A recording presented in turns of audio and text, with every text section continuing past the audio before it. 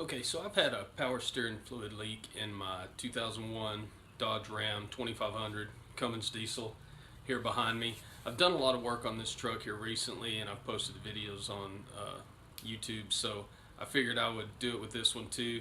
What I figured out is it's the high pressure line on the power steering, and so there's two high pressure lines on this truck, so I'm going to go ahead and replace them both, and I'll show you how to do that on this video.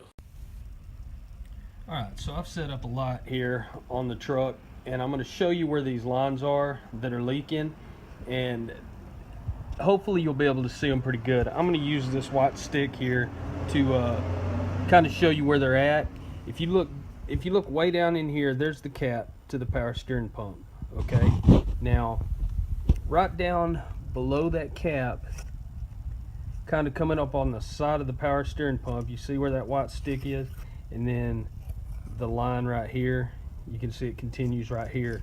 Well, it comes all the way up, and you'll follow it all the way up to here where it goes into the hydrostat boost.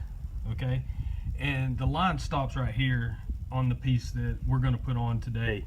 So that's the first line that you're going to replace. Okay, now if you look up here kind of on the front driver's side of the engine, way down there at the bottom, there's your steering gear box, and there's a line that comes out of the steering gear box that has a hard line here, and it connects to a hose. That's what you're looking for. It goes into the top of the power steering, or the steering gear box. Now if you follow it up, you'll see that it comes right up here and comes in right beside this other line that you're going to replace.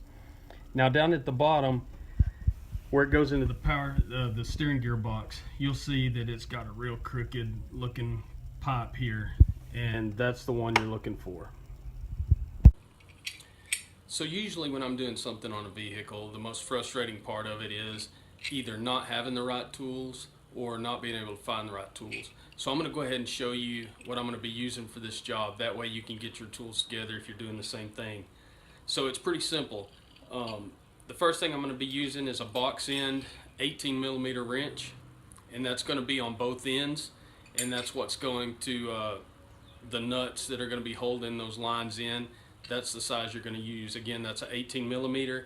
And then I'm also going to use a crescent wrench, because up at the top there's going to be some keeper nuts there too, so I can get a hold of that with the crescent and then use the 18 to turn it. So let's get it. Okay, I'm up here under the truck now, and as you can see, right here's the pitman arm, and I'm gonna go almost directly above it, up underneath and on top of the steering gear box, which is right above your pitman arm. There's going to be that line that we saw from the top is going to be coming in right there. So I'm going to disconnect that with my wrench, and that's the first one I'm going to replace. Okay, here's something that might be helpful when you are taking the line off of the top of the steering box.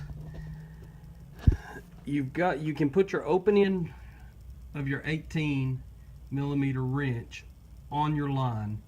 Now the box end points back toward the radiator, toward the front of the pickup, and that's the best angle to get to that thing. You have to go above the steering box and then kind of point the back end of your wrench back toward the radiator, and you can get on it pretty good and get a pretty good turn right there. Otherwise you just don't have much room.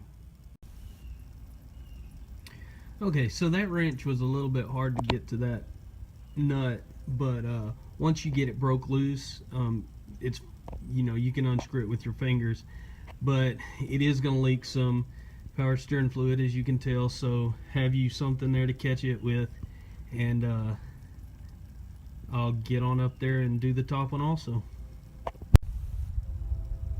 Okay, since I first started with the one that goes into the gearbox, I'm going to be disconnecting this one on the outside, because if you follow it down there, it's the one that connects to the gearbox, and then we'll get the one that connects to the power steering pump in a few minutes. So you get your wrenches on here like this, twist them in opposite directions. Now, once that breaks loose, you will notice that a lot more power steering fluid is going to come out of that line. And so you do want something under there to catch all that, or you're going to make a huge mess. So I've got my catch bucket down there, and I'm going to go ahead and break this loose.